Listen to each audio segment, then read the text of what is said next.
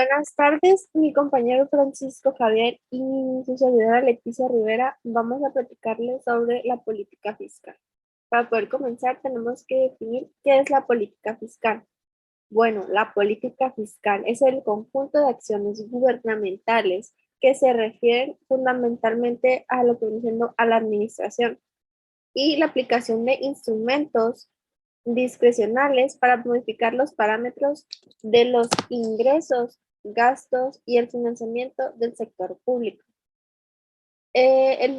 La política fiscal tiene 5 objetivos, que es estabilizar de forma exitosa la economía y su ciclo. Por ejemplo, ya sea intentar estabilizar una inflación exagerada. Su segundo objetivo es incrementar el crecimiento de un país a través del gasto público.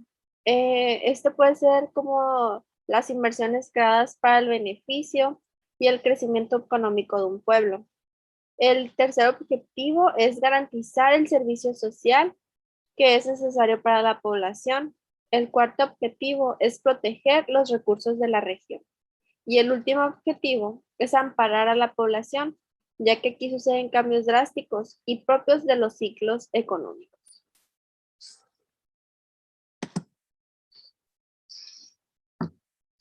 Las principales fuentes de ingresos del país son los ingresos tributarios, los ingresos petroleros y otros dos.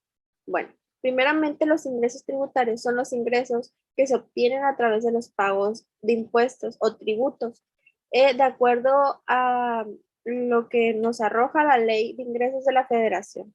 Por lo regular se utilizan tres, que es el ISR, el impuesto sobre la renta, el IVA y el IEPS.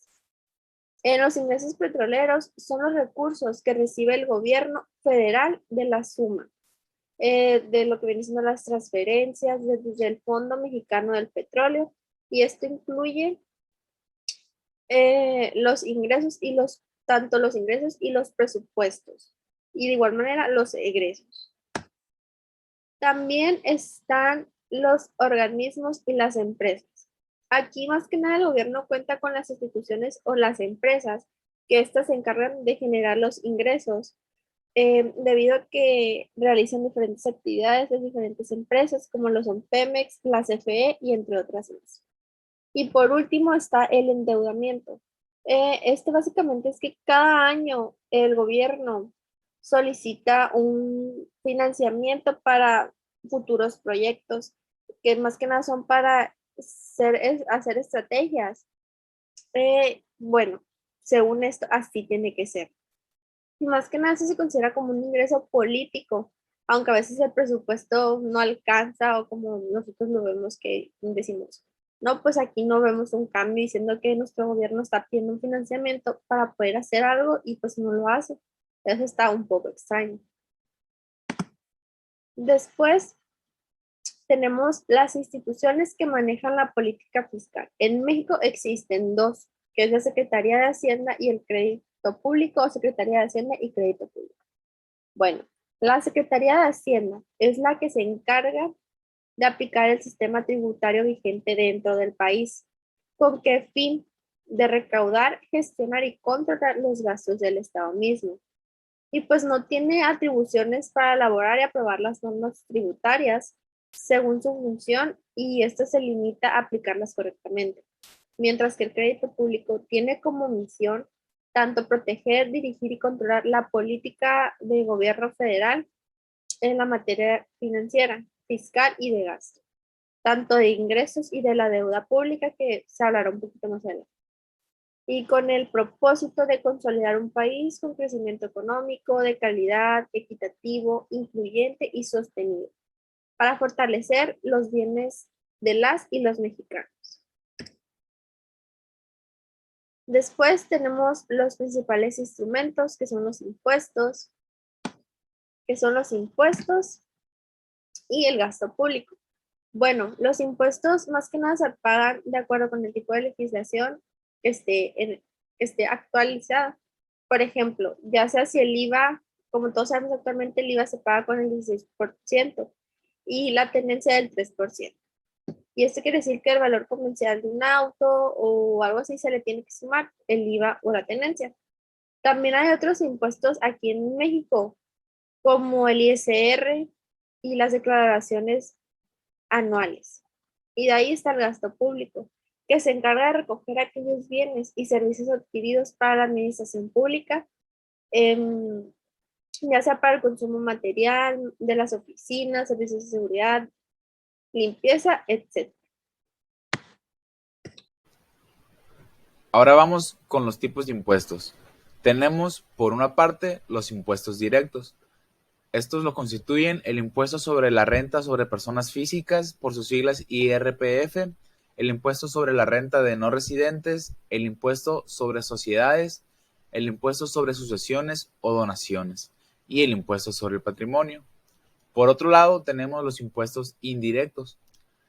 Estos lo conforman el impuesto a las ventas y servicios, el IVA, impuesto a los productos suntuarios, impuesto a bebidas alcohólicas, analcohólicas y productos similares, impuesto a los tabacos, impuesto a los combustibles, impuesto a los actos jurídicos de timbre y estampillas, impuesto al comercio exterior.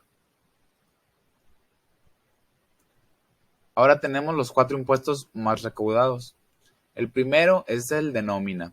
Este representa el 72% de ingresos por impuestos, pero presenta varias desventajas como una desincentiva el trabajo informal, presiona los sueldos a la baja y reduce las oportunidades de empleo. En segundo lugar, el hospedaje. En el tercero, loterías, rifas, sorteos y juegos permitidos. Y la cuarta, la tenencia. Esta se eliminó en 2012 a nivel federal, lo que dejó a los estados la facultad de cobrarla. De acuerdo con el Instituto Nacional de Estadística y Geografía, INEGI, 7 entidades, Chihuahua, Guanajuato, Jalisco, Michoacán, Morelos, Sonora y Tabasco, no recaudan ninguna cantidad por el uso de vehículos, a pesar de su eliminación federal y estatal en algunos casos. Cobrar por el impuesto sobre tenencia tiene ventajas claras, como pueden ser ayuda a reducir la desigualdad, contribuye el combate contra el cambio climático, reduce los costos de infraestructura asociada a los autos y entre otros. Ahora vamos con el gasto público. El gasto público primeramente es la totalidad de gastos realizados por el sector público en un periodo determinado, sea en la adquisición de bienes y servicios como así también en la presentación de subsidios y transferencias. A este lo compone el conjunto de erogaciones que se realizan en los gobiernos federales, estatales y municipales, el sector paraestatal y los poderes legislativo y judicial en el ejercicio de sus funciones. Ahora pasamos con la política fiscal expansiva. Esta es un tipo de criterio de política fiscal que se caracteriza especialmente por 2 rasgos principales: aumento del gasto público y reducción de la recaudación fiscal por medio de bajadas de impuestos. Aquí tenemos 2 ejemplos. El ejemplo 1, aumento del gasto público a través de la inversión en obras públicas como carreteras, hospitales, etc. O incrementando las ayudas a familias y empresas. Esto se traduce en un aumento de la demanda agregada que supone un incremento de la producción y el empleo. El efecto negativo que pudiera ocurrir es que al aumentar la demanda suban también los precios, o sea que aumente la inflación. El ejemplo 2 son las bajadas de los impuestos. Así aumenta la renta que las familias disponen para consumir y disminuyen los costes de las empresas. Los impuestos, estos vienen siendo los costes. Por lo tanto, las empresas tendrán más recursos para invertir, lo que supone un aumento en la demanda agregada que llevará a las empresas a incrementar la producción y por lo tanto el empleo. El efecto negativo, como en el caso anterior, puede ser un aumento en la inflación.